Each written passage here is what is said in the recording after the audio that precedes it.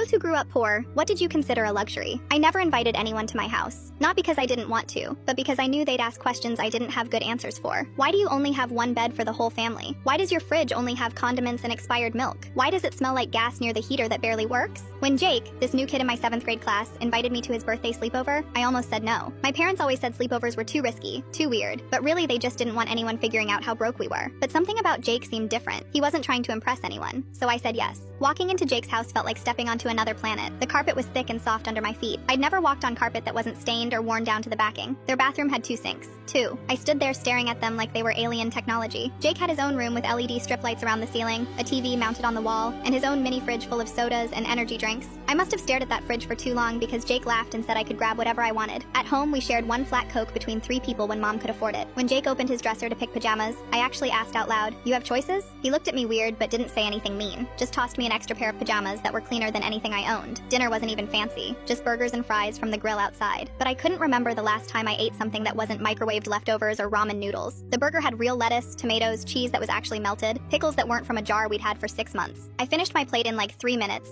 and then just sat there, not sure if asking for more would be rude. Jake's mom noticed and said, "Want another one? There's plenty." I nodded so fast I probably looked desperate. When we went to sleep, Jake gave me my own blanket, my own pillow. I didn't even know how to act. At home, me and my little brother shared a twin mattress on the floor, switching sides every night because one side was closer to the broken heater that made this horrible rattling noise. I couldn't fall asleep for hours, not because I was uncomfortable, but because everything was too comfortable, too quiet, too warm, too safe. That's when it hit me that the biggest luxury wasn't the food or the room or even having my own space. It was peace. Just pure, simple peace. The next morning, Jake's mom made pancakes from scratch. Not the boxed mix we sometimes got on birthdays, but real pancakes with syrup that wasn't corn syrup in a fake maple bottle. She asked if I wanted chocolate chips in mine. I said yes, even though I'd never had chocolate chip pancakes before. I didn't tell Jake the truth about my house, but when his mom drove me home and I saw him looking at our apartment building with its busted front door and the smell of cigarettes in the hallway, I felt ashamed. Not of my family, but of the whole situation we couldn't control. Before I got out of the car, Jake asked if I wanted to hang out again next weekend. Not at his house, just at the park or something. I realized he wasn't being nice because